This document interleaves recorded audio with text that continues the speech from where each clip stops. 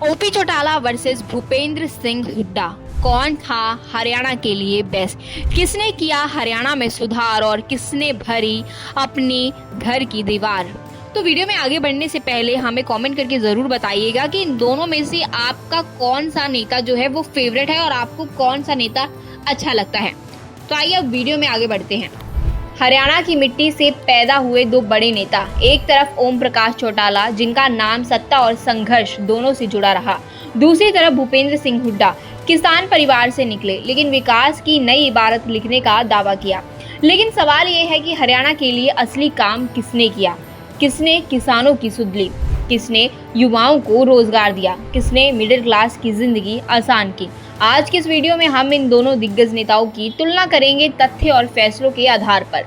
तो आइए सबसे पहले जानते हैं कि विकास के क्षेत्र में किसका पलड़ा भारी रहा। ओम प्रकाश चौटाला ने जब मुख्यमंत्री का कार्यभार संभाला तो उन्होंने हरियाणा के ग्रामीण इलाकों में सड़क, स्कूल और स्वास्थ्य सेवाओं पर ध्यान दिया। उन्होंने कहा था कि गांव अगर मजबूत होंगे तभी हरियाणा मजबूत होगा। कई नए सरकारी स्कूलों की शुरुआत की, गांव में सड़कों का विस्तार और बिजली सुधार योजनाएं लागू की गई, पंचायतों को मजबूत बनाने के लिए योजनाएं चलाई गई।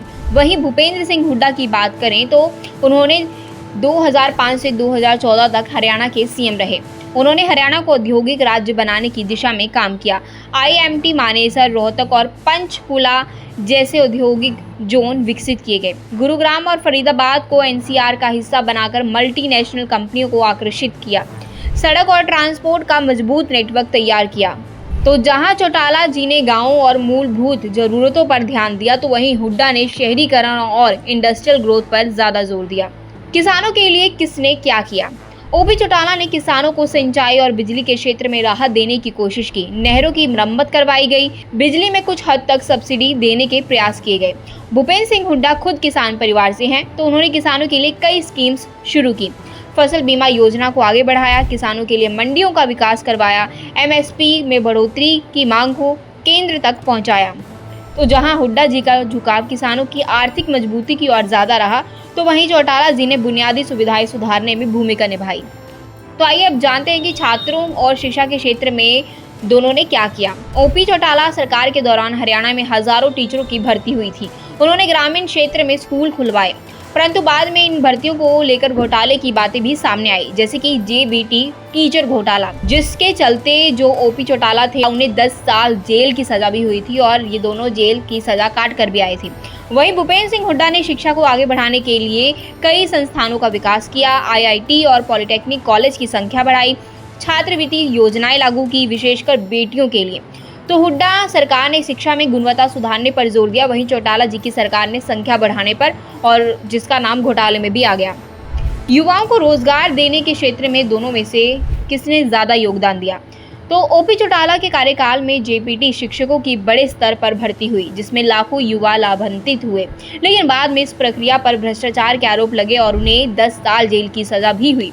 भूपेंद्र सिंह हुड्डा के समय में हरियाणा पब्लिक सर्विस कमीशन और अन्य सरकारी नौकरियों में कुछ भर्तियां हुई, लेकिन युवाओं में प्राइवेट सेक्टर जॉब्स की संभावनाएं बढ़ी।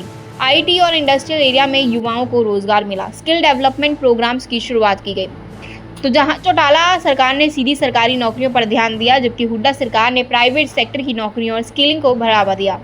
तो अब जानते हैं कि इन कार्यों के आधार पर जानते हैं कि आखिर हरियाणा के लिए कौन था बेहतर। दोनों नेताओं के अपने अपने योगदान रहे। ओपी चौटाला ने गांव, शिक्षा और किसानों की बुनियादी जरूरतों को मजबूत करने का प्रयास किया।